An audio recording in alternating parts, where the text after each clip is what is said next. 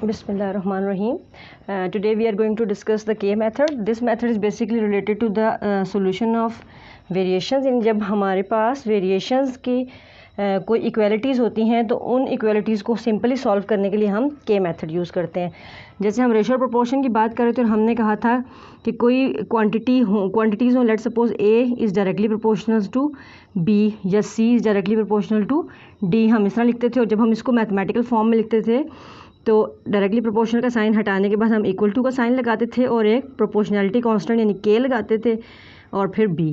Same is the case here, C is equal to KD। Basically यही K है और ये K मेथड इसी चीज़ के लिए कहा गया। यानी अब अगर हमारे पास इस फॉर्म में भी गिवन होगा, अगर B यहाँ आ जाए इसके डिनोमिनेटर में, A by B is equals to K and C by D is equals to K, तो ये दोनों फॉर्म हम इसकी यूज़ कर सकते हैं। तो बेसिकली जो K मेथड है ये वही प्रोपोर्शनैलिटी कांस्टेंट है जो हम पहले भी यूज़ करते रहे हैं।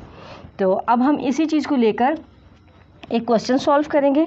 यानी हमारे पास एक क्वेश्चन है, उसमें हमें कहा गया है कि A बाई बी यानी हमारे पास 6 क्वांटिटीज़ हैं और A बाई बी यानी A ratio B is equals to C ratio D is equals to E ratio F। तो रेशोज़ को हम अमूमन इस साइन के साथ भी लिख लेते हैं और डॉट्स के साथ भी। तो यहाँ पे सबसे पहला स्टेप क्या होगा कि आपने लेट कर लेना है A by B is equals to C by D is equals to E by F। यानी ये जो हमें क्वांटिटीज़ गिवन होंगी ये सब हम K के इक्वल कर देंगे। यानी अगर हम इंडिविजुअली इसको लिखें तो हम लिखेंगे A by B is equals to K, जैसे अभी हमने डिस्कस किया, C by D is equals to K and E by F is equals to K। अब इस तरह लिखने का एक मकसद है, अब हम जो हमारा क्वेश्चन होगा उसमें हमें सब्स्टिट्यूशंस करनी होंगी। तो यहाँ से हम इनकी वैल्यूज़ निकालते जाएंगे। B को यहाँ मल्टीप्लाई करें तो A is equals to B के हो जाएगा, C is equals to D के और फिर E is equals to F के। अब ये हमारे पास न्यू वैल्यूज़ आ गई हैं और अब हम अपने क्वेश्चन की तरफ मूव करते हैं। हमारे क्वेश्चन में आप देखें A square B plus C square D plus E square F divided by A B square plus C D square plus E F square is equals to A plus C plus E divided by B plus D plus F। यानी हमारे पास दो sides हैं, left hand side and right hand side. तो हम इन दोनों sides को अलग अलग से सॉल्व करेंगे और फिर हम देखेंगे कि दोनों साइड्स जो हैं वो इक्वल होती हैं या नहीं होती। तो पहले हम लेफ्ट हैंड साइड की तरफ मूव करते हैं। लेफ्ट हैंड साइड में हमारे पास है A square B plus C square D plus E square F whole divided by A B square plus C D square plus E F square. अब हमने क्या करना है, जो हमने यहाँ फर्स्ट पे वैल्यूज़ निकाली हैं, A की वैल्यू निकाली है, C की निकाली है, E की निकाली है, इन वैल्यूज़ को हम यहाँ जहाँ पर A C और E लिखा हुआ है सब्स्टिट्यूट करते जाएंगे। फर्स्ट पे देखें आप, न्यूमरेटर में A स्क्वायर लिखा हुआ है और A की वैल्यू हमने निकाली है B के, यानी ये B के स्क्वायर और साथ में ये B भी है। इसी तरह C की वैल्यू हमने निकाली है D के, इसका स्क्वायर और सिंपली ये केस D भी हमारे साथ यहाँ पे मौजूद है, plus E square, E is equals to F के हमने फाइंड किया है, इसका स्क्वायर और साथ में F। अगेन यहाँ पे A हमने क्या निकाला है B के और यहाँ बाहर मौजूद है B स्क्वायर, प्लस C हमने निकाला है D के और इसके साथ बाहर मौजूद है D स्क्वायर, प्लस E हमने निकाला है F के और इसके साथ बाहर मौजूद है F का स्क्वायर। तो हम ज़रा ब्रैकेट ओपन करते हैं तो ये हमारे पास हो जाएगा B स्क्वायर K स्क्वायर और यहाँ पे B है, same D square K square और इसके बाहर D है, plus F square K square और इसके बाहर F है, डिवाइडेड बाय, जब यहाँ हम सॉल्व करेंगे B की पावर 1 है तो पावर के रूल से ये ऐड होंगी पावर्स, तो ये हमारे पास बन जाएगा B cube K plus D cube K plus F cube K।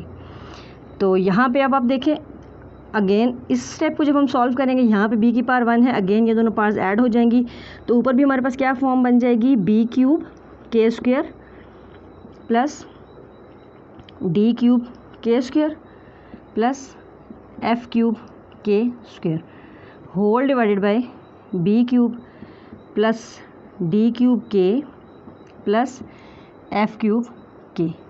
यहाँ पे हमने क्या करना है कि हम यहाँ से K स्क्वायर कॉमन ले सकते हैं, न्यूमरेटर से और डिनोमिनेटर में से हम k कॉमन ले सकते हैं। तो यहाँ पे हम k स्क्वायर कॉमन लेते हैं तो अंदर हमारे पास बचता है b3 plus d3 plus f3, और जब यहाँ पे हम k कॉमन लेते हैं तो बचता है हमारे पास b3 plus d3 plus f3। तो ये सेम हैं वैल्यूज़, तो ये कैंसिल आउट हो जाएंगी और यहाँ पे हमारे पास बच गया है k square divided by k, और अगेन ये कैंसिल आउट हो जाता है, यानी अगर पार्ट्स का रूल हम यूज़ करें तो सब्सट्रैक्शन होगी, तो हमारी जो लेफ़्ट हैंड साइड है वो इक्वल टू आ गई है k के। ये हमारी इक्वेशन नंबर 1 आ गई है। अब हम राइट हैंड साइड को सॉल्व करेंगे। राइट हैंड साइड में हमारे पास a plus C plus E divided by b plus D plus f है।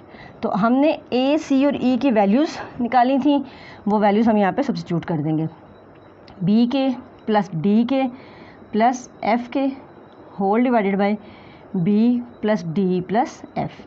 सिंपली आप न्यूमरेटर में से k कॉमन ले सकते हैं, तो हमारे पास बचता है b plus D plus f, और डिनोमिनेटर में हमारे पास बच गया है b plus D plus f।